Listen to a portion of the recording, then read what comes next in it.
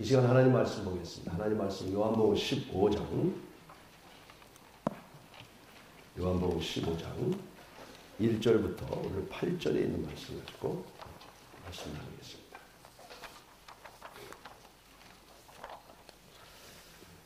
이미 찾으신 줄 알고 요한복음 15장 1절부터 봉독해 드리겠습니다. 나는 참 포도나무요 내 아버지는 농부라.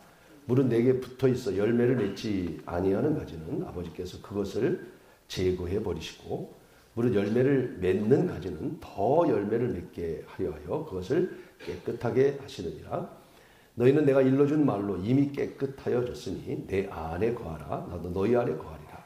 가지가 포도나무에 붙어있지 아니하면 스스로 열매를 맺을 수 없음같이 너희도 내 안에 있지 아니하면 그러하리라. 나는 포도나무여 너희는 가지라. 그가 내 안에 내가 그 안에 거하면 사람이 열매를 많이 맺나니 나를 떠나서는 너희가 아무것도 할 수 없음이라. 사람이 내 안에 거하지 아니하면 가지처럼 밖에 버려져 마르나니 사람들이 그것을 모아다가 불에 던져 사르느니라. 너희가 내 안에 거하고 내 말이 너희 안에 거하면 무엇이든지 원하는 대로 구하라. 그리하면 이루리라. 8절 함께 읽겠습니다. 너희가 열매를 많이 맺으면 내 아버지께서 영광을 받으실 것이요 너희는 내 제자가 되리라. 아멘. 팔레스타인에 가면 팔레스타인의 농사를 짓는 게 뭐를 많이 짓는가 보면 채소들을 많이 농장을 합니다. 기브츠라고 하는 것에 그 사막 땅에다가 물이 나오게 해서 참 싱싱한 야채들을 많이 만들어냅니다. 깜짝 놀랄 일이죠. 그 사막 땅에다 그런 농사를 짓는다는 거. 또 팔레스타인에 가면 밀농사가 좀 많이 있고요. 또 있다면 포도 농사가 많이 있습니다. 심지어는 감 있죠. 우리나라 대봉 같은 거 말고 연시 그런 감도 이스라엘에 굉장히 많이 나와요. 그래서 미국에 수입되는 거 보면 메이드 인 이스라엘 이렇게 돼 있어요. 그래서 이스라엘에는 사막 땅이지만 농사들을 이렇게 많이 짓게 됩니다. 그리고 목축업을 많이 하고 그 가운데 이제 포도나무를 이렇게 많이 키워서 오늘 본문의 말씀은 예수님께서 포도나무의 비유를 얘기하시잖아요. 그 이유는 그들이 너무 포도 농사에 대해서 잘하는 거예요. 아마 오늘 이 본문을 말씀하실 때도 어쩌면 요한복음 15장 말씀하실 때 바로 옆에 포도밭이 있었을지도 몰라요. 그래서 포도밭을 이렇게 보여주면서 하시는 그런 말씀입니다. 유대인들은 이 포도나무를 너무나 잘 알거든요. 예를 든다면 우리가 에덴 동산의 선악과 어떻게 생겼을까요? 선악과? 가장 비슷한 게 뭘 것 같아요? 네? 네, 사과. 그래서 선악과 그림을 보면 사과잖아요. 왜 사과라고? 우리는 대부분 사과라고 생각해요. 그래서 미국 사람들은 뭐라고 남자들 여기 있잖아요. 이거 선악과 먹다가 걸려가지고 여기. 근데 이거를 미국 사람이 영어로 뭐라고 표현하냐면 아담스 애플이라고 그러거든요. 미국 사람들도 일반적으로 선악과는 사과의 종류다. 그래서 아담스 애플, 사과가 걸렸다. 근데 유대인들은요, 에덴 동산의 선악과를 뭐로 생각하냐면 포도로 생각해요. 우리하고 생각이 다른 거예요. 개념이. 예. 그만큼 이 포도라고 하는 것은 유대인들에게 굉장히 가까운 그런 종류의 농사입니다. 이 비유를 말씀하면서 오늘 1절서부터 5절에 보면 이렇게 말씀하셔요. 나는 뭐라 그랬어요? 포도나무요. 너희는 가지요. 아버지는 기르시는 농부다. 세 가지 비유를 분명하게 말씀하죠. 오늘 분명히 우리가 깨달아야 돼요. 자, 포도나무는 누구예요? 예수님이에요. 포도나무는, 나무 자체는 예수님이에요. 그 나무에 붙어있는 가지가 누구예요? 우리들이에요. 나예요. 가지는 나예요. 그리고 그 포도나무의 가지를, 포도밭을 키우는 농부는 누구세요? 하나님이십니다. 하나님이 포도농사를 하시는 그 비유를 말씀하고 있는 것이죠. 이 비유를 통해서 오늘 하고자 하는 핵심적인 말씀은 뭐냐면 따라하세요. 많은 열매를 맺어라. 그게 오늘 하고자 하는 주님의 말씀.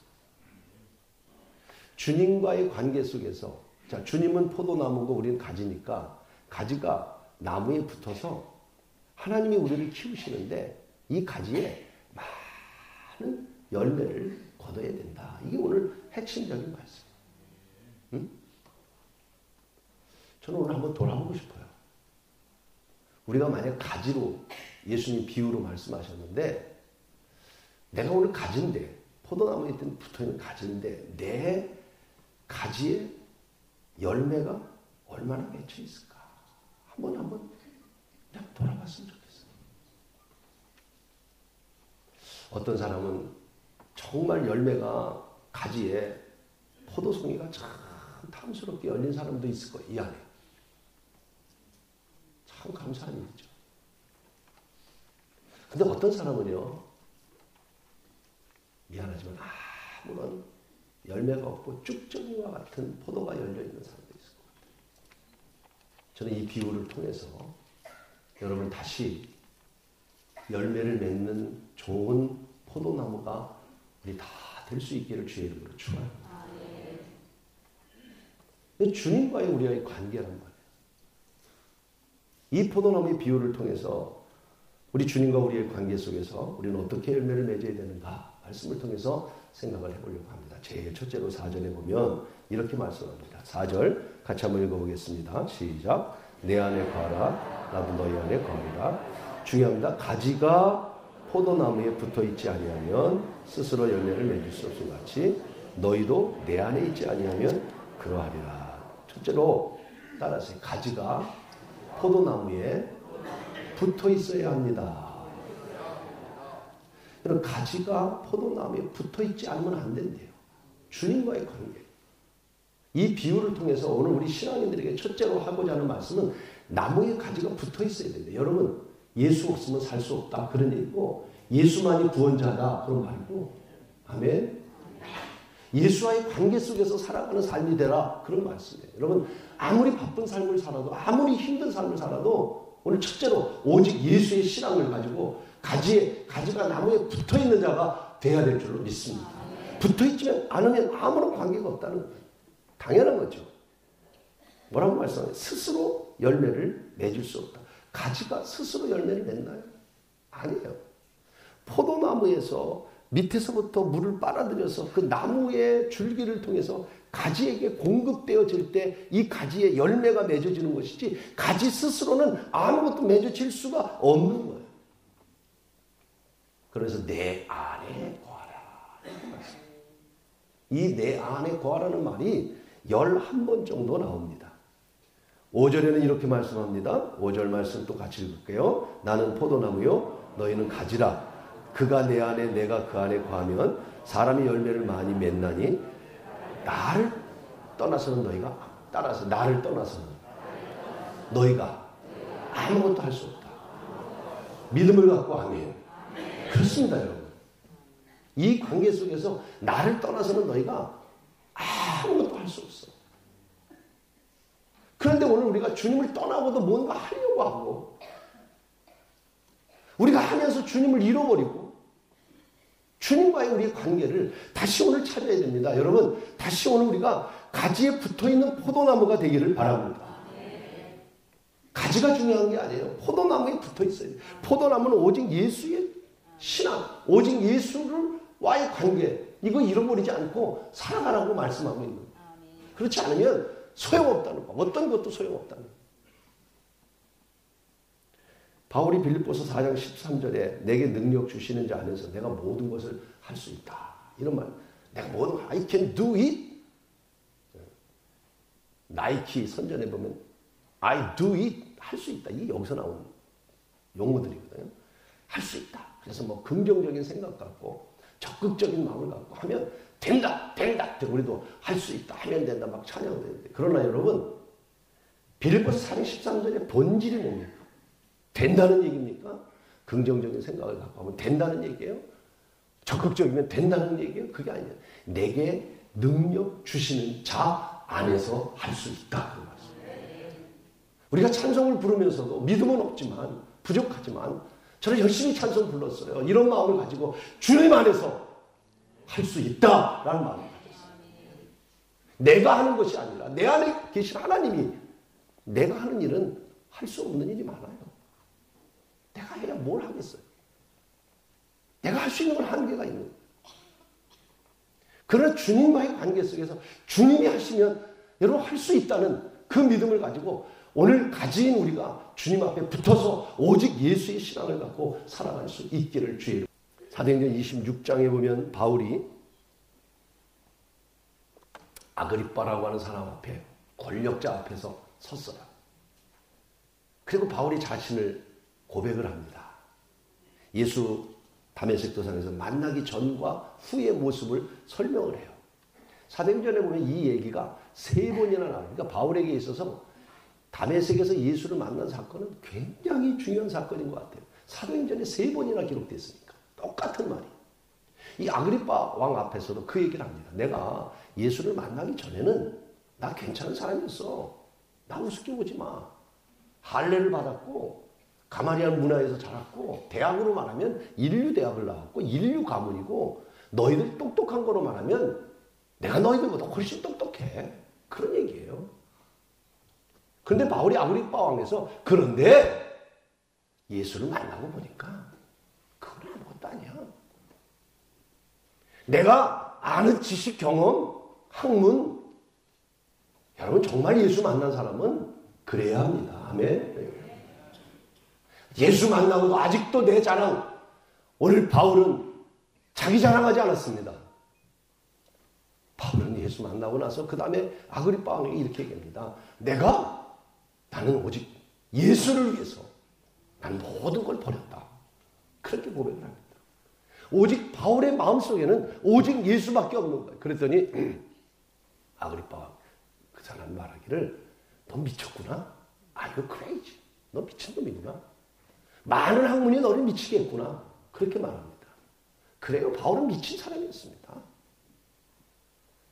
여러분 우리가 예수 믿으면서 미칠 정도는 아닐지 모르지만 미친다는 말이 그렇게 좋은 말은 아니잖아요.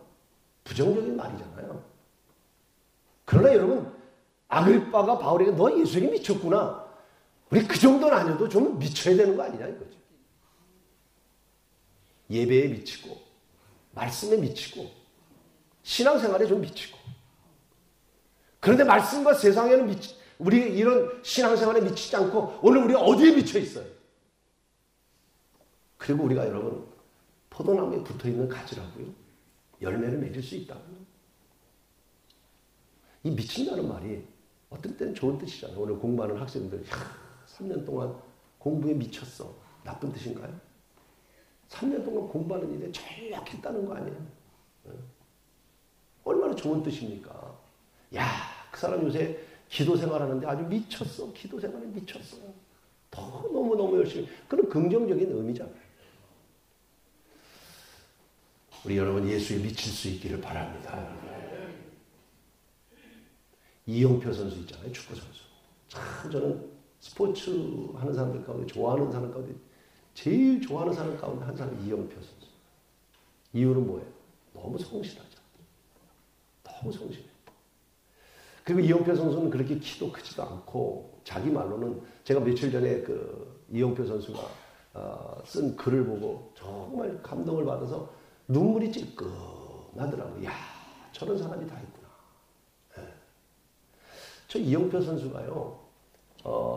참 프리미어 영국에서도 축구했고 뭐 캐나다에서 미국에서도 대한민국 국가대표였고 자기는 키도 작고 축구를 그렇게 잘하지 않았대요. 그런데 자기는 정말 성실하게 열심히 해. 이영표 선수 보면 진짜 성실하잖아요. 뛰어다니는 거. 예, 너무 성실. 근데 이영표가 왜 은혜를 받게 됐냐면 그렇게 성실하게 살았는데도 이제 나이가 들고 은퇴를 하고 지금 되돌아보니까 내가 너무 이기적으로 살았습니다. 이기적으로 살았습니다. 지금까지는 내가 테이크 받기만 했습니다. 남에게 기부 준 적이 없습니다. 그러면서 뭐라고 축구용어로 이렇게 얘기했어요. 내가 이제 새로운 삶은 남에게 패스하면서 살겠습니다. 이렇게 얘기해요. 그 말에 내가 너무 은혜를 받았어요. 축구의 패스가 얼마나 중요한 겁니까? 저도 축구 요새 뭐 안 하지만 좋아하지만 나한테 패스 안 하는 교회는 축구선수 명단에서는 뺍니다. 그 나는 패스 안 합니다. 나쁜 사람.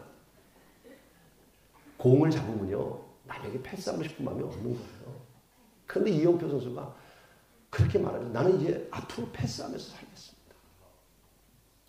너무 멋있잖아요. 그러면서 KBS 해설위원이거든요. KBS 해설위원도 포기하고 지금 뭐를 시작했냐면 양말 사업을 시작했어요.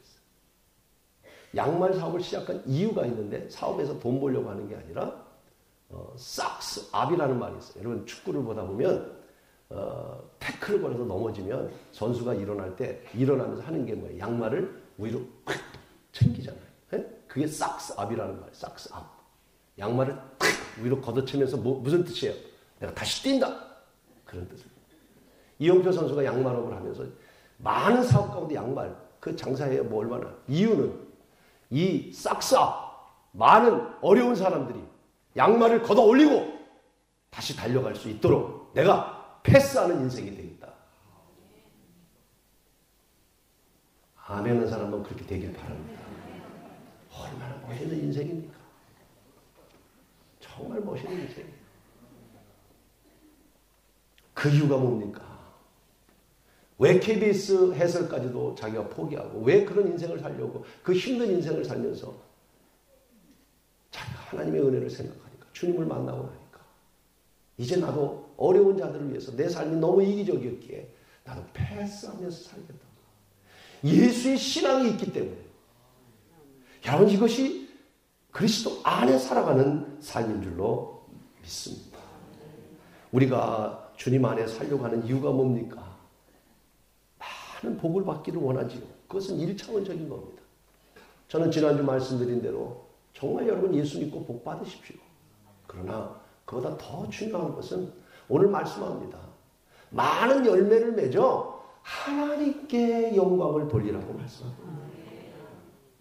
많이 배워서 하나님께 영광을 돌리고 많이 가져서 하나님께 영광을 돌리고 정말 어느 곳에든지 우리가 다 우리들 가운데 좋은 성악가도 나오고 좋은 학자도 나오고 그래서 우리 성도들 가운데 하나님의 복을 누리고 그 열매를 통해서 하나님께 영광 돌리는 것이 하나님이 원하시는 것이랍니다. 그러면 이 주님 안에 붙어있는 하나님의 영광된 삶은 어떻게 하면 그렇게 될 수 있느냐? 7절이 말합니다. 7절. 7절에 너희가 내 안에 거하고 따라하세요. 내 말이 너희 안에 거하며 무엇이든지 원하는 대로 구하라. 그리하면 이루리라. 내 말이 너희 안에 거하면 중요한 포인트입니다. 주님 안에 거한다고 하는 말의 뜻은 뭐냐면 주님의 말씀이 내 안에 여러분 하나님의 말씀이 내 안에 있지 않으면 주님 안에 붙어있지 못합니다. 마지막 때 악한 마귀로부터 사탄으로부터 시험이 올 때 여러분 끝까지 이길 수 있는 사람은 말씀이 없는 사람은 이길 수가 없는 것입니다. 하나님 말씀이 내 안에 있어요. 말씀에 대한 세 가지 태도가 필요해요. 첫째는 들음입니다. 들음. 로마서 10장 17절에 믿음은 들음에서 나며 들음은 그리스도의 말씀으로 말미암아. 첫째로 말씀을 듣는 자가 되기를 바랍니다. 오늘 이 시간에도요.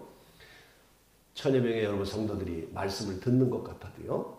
어떤 분은 귀에 들어오지 않는 분이 있습니다. 닫힌 분이 있습니다. 여셔야 합니다. 당신의 귀가 열리지 않으면 당신 안에 하나님 말씀이 없기 때문에 여러분 영생을 얻을 수 없다는 사실을 알아야 돼요. 듣는 자가 돼요. 들음에서 믿음이 생기는 거고 그것은 하나님의 말씀이라고 말씀합니다. 둘째, 말씀은요. 깨달음입니다. 시편 119편 73절에 이렇게 말씀합니다. 119편 73절에 뭐라고 말씀하시냐면 주의 손이 나를 만들고 세우셨으니 내가 깨달아 주의 계명을 배우게 하소서. 씨앗을 뿌렸는데 좋은 땅에 뿌려진 자는 말씀을 깨닫는 자니라고 말씀합니다. 오늘 사랑하는 여러분 안에 깨달음이 있는 은혜가 있기를 바랍니다.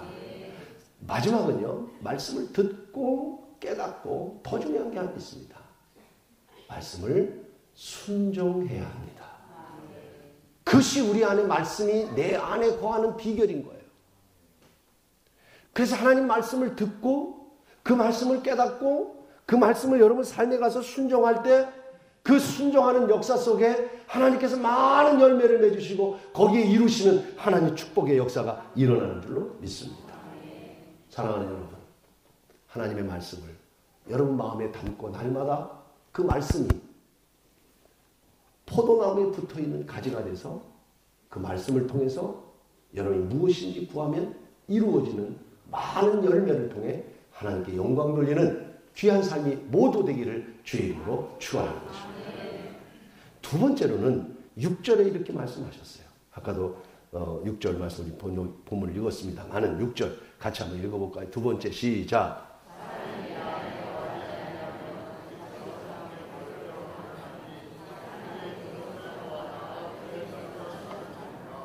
내 안에 주님 안에 두 번째는 극적인 반대 입장이죠. 주님 안에 나무에 붙어있지 아니하면 저는 정말 여러분 우리 사랑하는 성도 여러분 행여나 가지가 꺾여져 있는 가지가 되지 않기를 바라고요. 붙어 있어야 합니다. 붙어 있지 아니하면요 가지처럼 밖에 버려서 마르나니 사람들이 그것을 모아다가 불에 던져 태운다 이렇게 말씀하셨어요. 아주 쉽게 얘기하면 예수 떠나면 지옥이다 그런 말이에요. 가지가 떨어져 나가면 불에 태운다는 말인 거예요. 이거는 비유법이에요. 불은 지옥이에요. 지옥. 네. 오늘 여러분 가지가 되면 지옥에 떨어지는 거예요.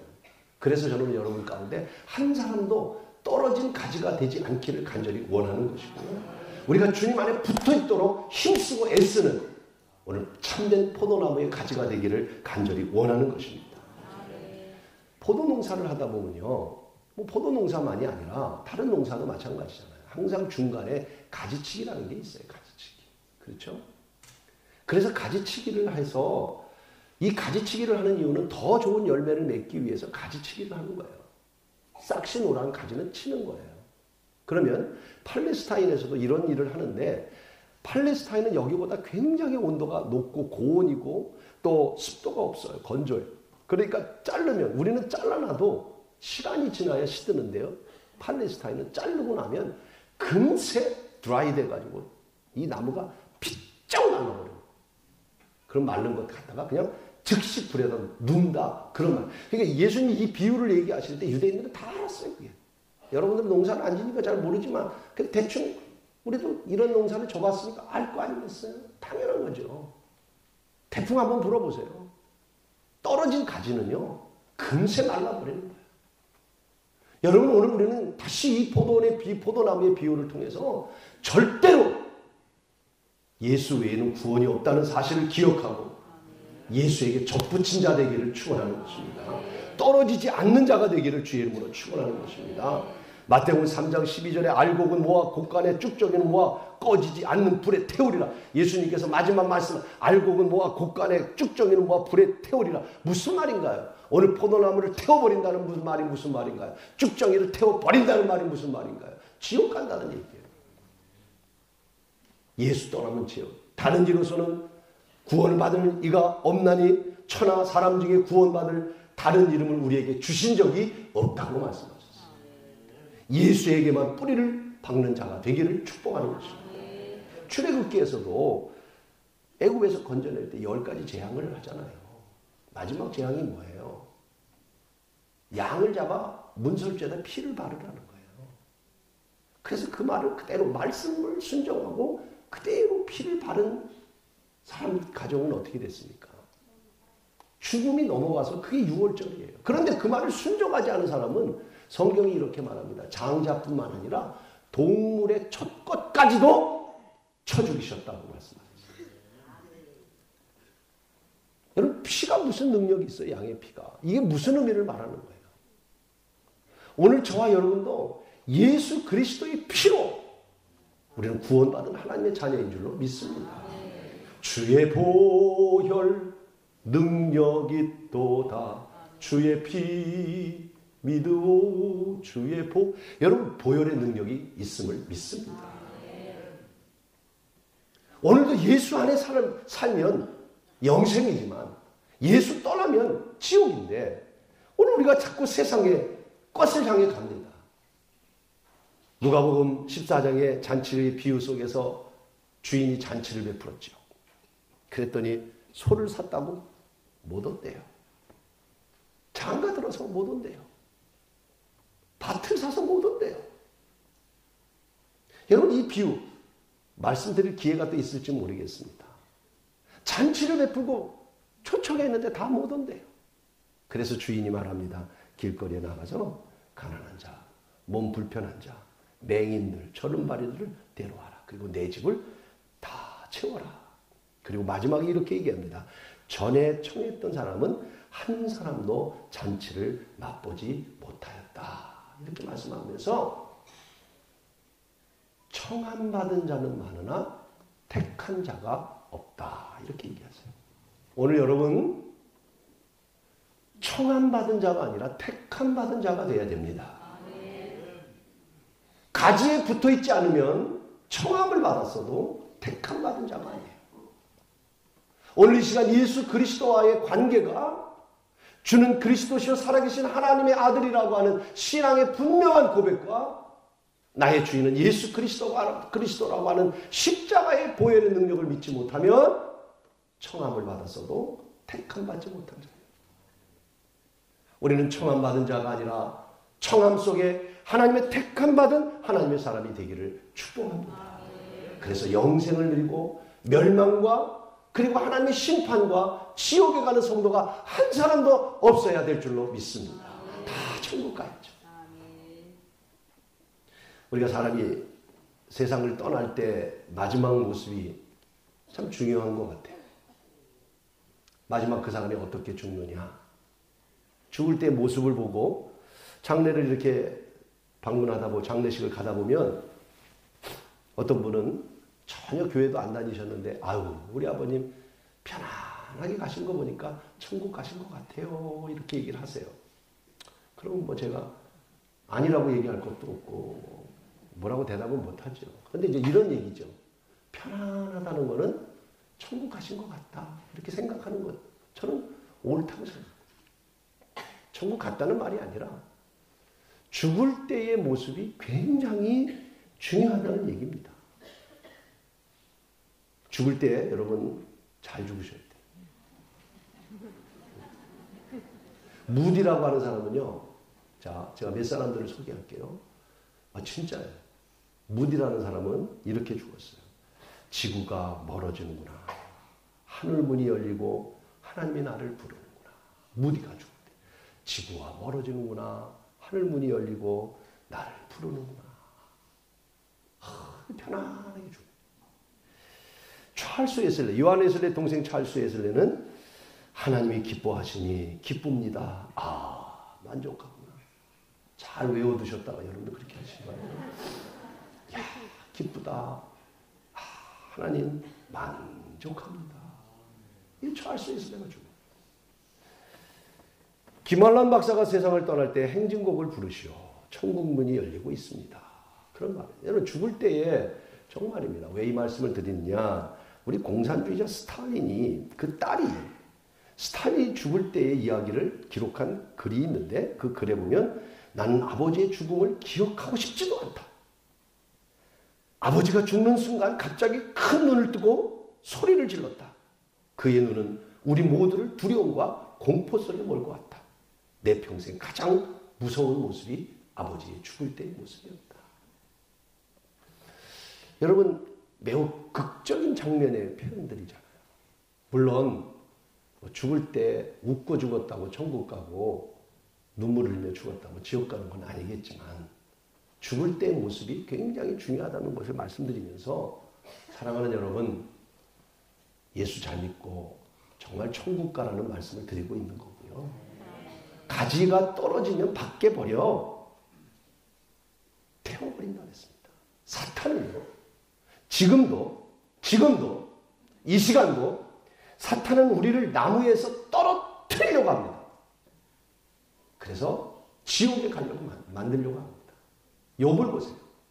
하나님을 찾아갑니다. 사탄이 하나님께 찾아가서 하나님, 욥이 괜히 하나님 잘 공경하는지 아십니까? 저렇게 축복하시니까 그렇죠. 하나님 허락하면 그래 네가 한번 해봐라.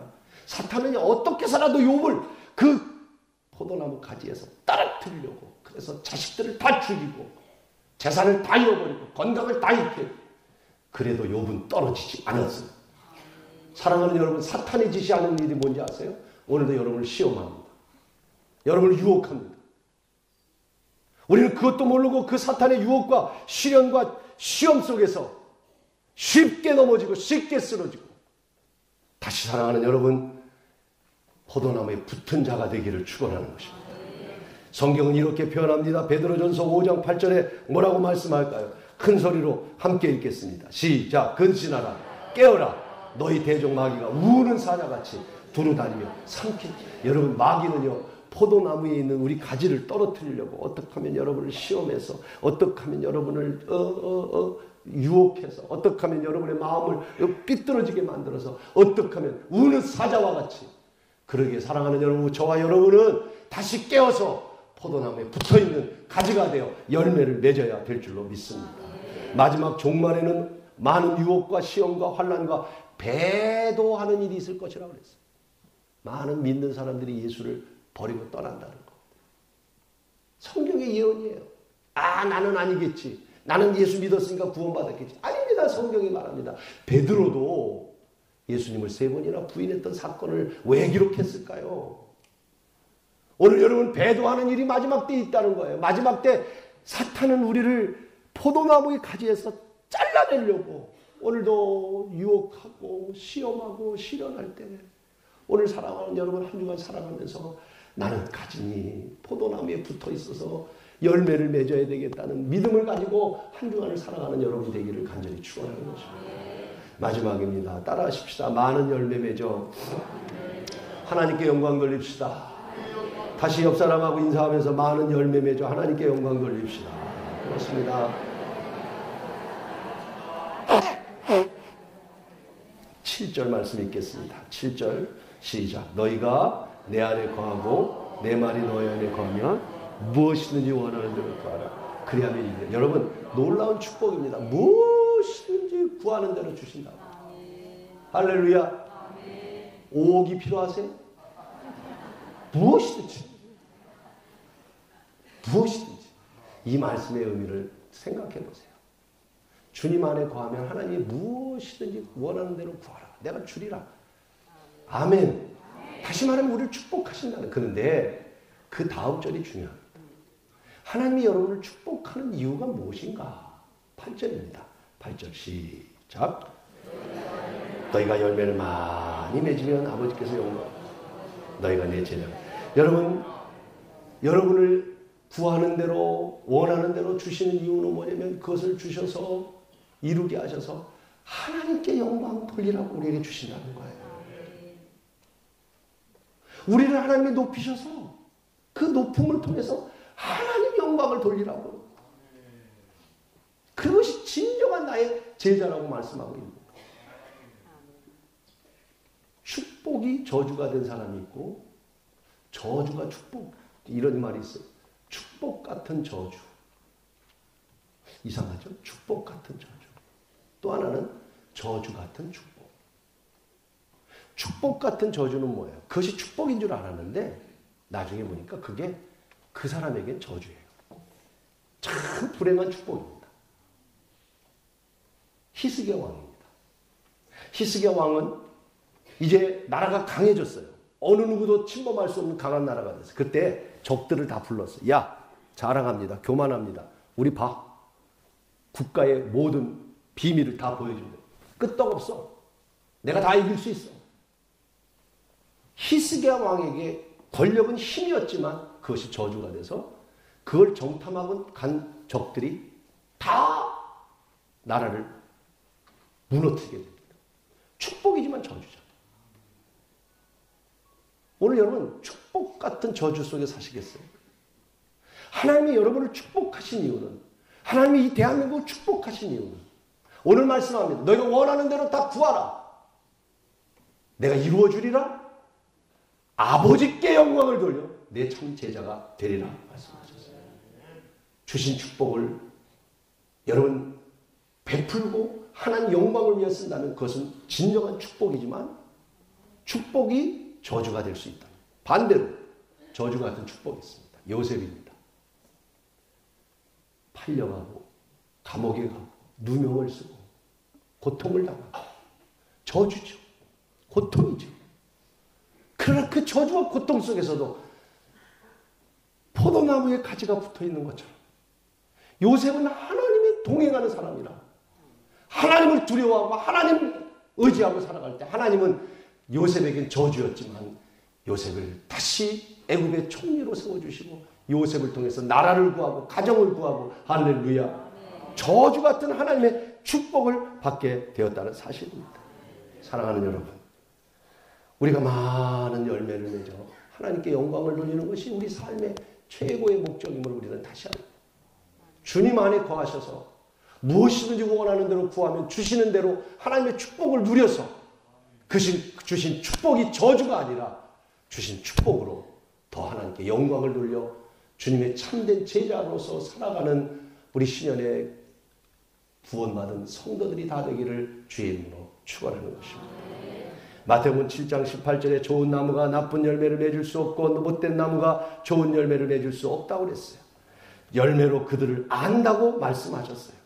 여러분, 우리는 어떤 열매를 맺고 있습니까? 노래는 부를 때까지 노래가 아니고 종은 칠 때까지 종이 아니며 사랑은 표현할 때까지 사랑이 아니고 축복은 감사할 때까지 축복이 아니다. 그런 말이 있어요. 여러분, 하나님께서 주신 축복을 하나님께 감사하지 않으면 그 축복은 축복이 아니라는 거예요. 하나님께서 내게 많은 열매를 주신 것 하나님의 은혜인 줄 알고 감사한다면 그것은 진정한 축복이 될 수 있다는 말씀인 것입니다. 우리가 주님 안에 거하고 주님 안에 많은 열매를 맺고 그 열매를 통해서 하나님의 영광을 돌려 참된 제자가 되는 우리 신년의 모든 성도들 다 되기를 주의 이름으로 축원합니다. 제가 이미 목회할 때 한 집사님이 주일날도 다 문을 열어야 되는 거예요. 사실 그러면서 주일날 문 열면서 이런 핑계를 냅니다. 나는 문 열고 싶지 않은데 동네 사람들이 문을 안 열면 불편하기 때문에 문을 열 수밖에 없습니다. 그것도 틀린 얘기는 아닙니다. 가게 문을 열어야 주민 사람들에게 편하게 해줄 수 있다는 이야기죠. 그러나 그 뒤편에는 또 다른 숨어 있는 게 있어요. 주일날 문 열어야 그래도 꾸려갈 수 있는 거예요. 그런데 그분의 마음속에 어느 날 목사님의 말씀이 들었고 그 말씀이 깨달아졌고 순종하고 싶었어요. 그 말씀은 뭐냐면 주의를 온전히 지키라는 얘기였어요. 쉽지 않았어요. 그렇지만 이 집사님은 이제 결단을 했어요. 주일날 문을 닫았어요. 그리고 가게에다가 크로스라고 썼어요. 그리고 부연 설명을 했어요. I go to church on Sunday. I'm sorry. cross. 월요일날 나갔더니 동네 사람들이 불평을 얘기합니다. 가게 문을 닫으면 어떡하냐고. 불편한데. 우리 이 주변 사람들이 불편한데. 흑인들이 또 막 컴플레인을 합니다. 그렇지만 하나님 말씀이 들었고 깨달았고 행하고 싶었던 이 집사님 미안하다고. 근데 몇 주가 지나고 몇 달이 지났습니다. 교회를 갔다가 월요일날 가게에 갔더니 이렇게 써 있었습니다. We go to church too. 우리도 역시 교회에 간단다. 라는 글이 써 있었어요. 동네 사람들이 이해가 됐었습니다.